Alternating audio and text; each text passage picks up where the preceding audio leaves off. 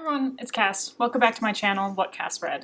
I want to take some time and create a video, and I'm not entirely sure I know everything that I'm gonna say in this video. We all know what's been going on in the United States, and I didn't feel like it would be right for me to continue posting as if business were usual, because business is not usual right now. So I wanted to take some time to address this on my channel before moving forward and talking about good bookish content. Black people are dying. Black people are hurting in this community. As you can tell, I am also a woman of color. I'm a person of color. I am of Hawaiian and Chinese descent. And that puts me in a really difficult category because I feel a little bit of what the Black community has been feeling, but I didn't want to make this about what about my injustices. And so I took some time from posting anything on YouTube to allow Black voices to be heard.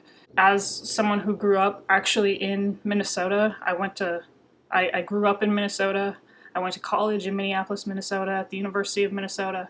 And the things that have been going on in Minnesota have really been impacting me, in that the things that I'm seeing on my Facebook feed, on my Twitter feed, not only is it stuff that's coming from national news, but it is also coming from family members. It is also coming from people that I grew up with, that are actively on the streets protesting, that are actively in the communities cleaning up. It's been really affecting me, and I wanted to take the space to allow for those voices to be heard without piling on, well, I'm also a person of color and I've also faced injustice, so here's my story too. Because that's not what this is about. This is about our Black brothers and sisters who are being killed and being murdered by police. So in light of all of that, I wanted to take some time to talk about allyship and what it means to me, what it means for me on this channel.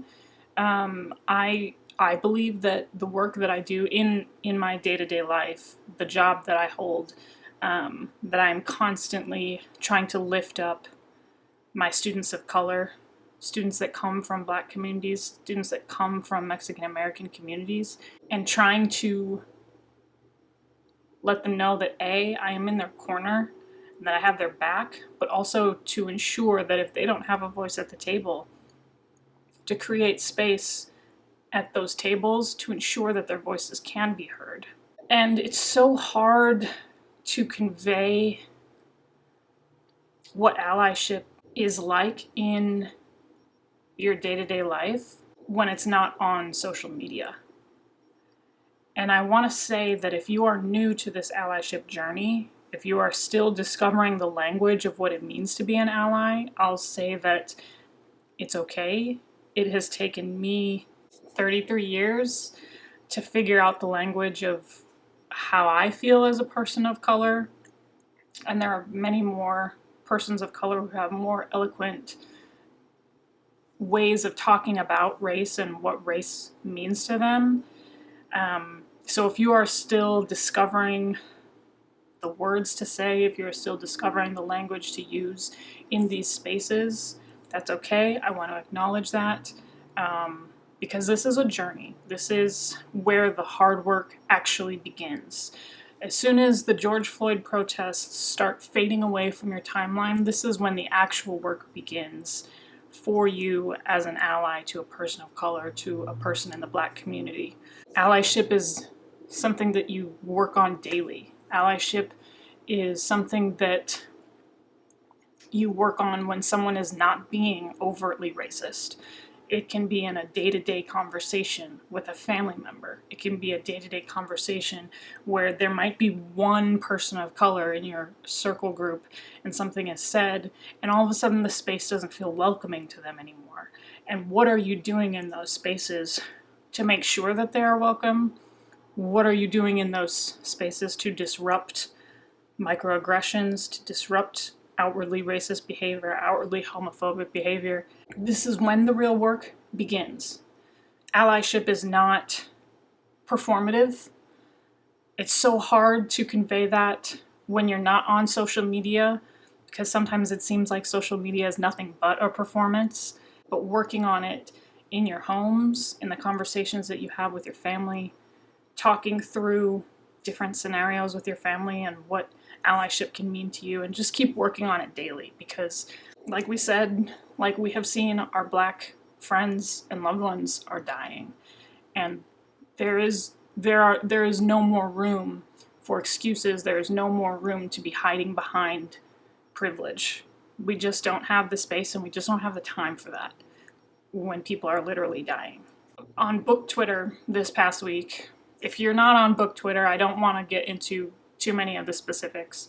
It was made abundantly clear that there's a lot of work that we have to do to be allies to our Black booktubers. There's a lot of work that we have to do to make sure that we're not getting complacent. And there's a lot of work that we have to do, I guess, in general. It was a big wake-up call to a lot of us that there could have been a person, a very prominent person in the booktube community, who was saying things that were making marginalized people on the fringe, feel even more like outsiders and feel like they were silenced when they were trying to speak up. There's a lot of work to be done if we as a community saw that unfold on Twitter, and it showed all of our asses. So I want to take the time again to reiterate that my channel is and will always continue to be a safe place. Black Lives Matter. If you don't agree with that, then it is time for us to part ways, and you're no longer welcome in this space.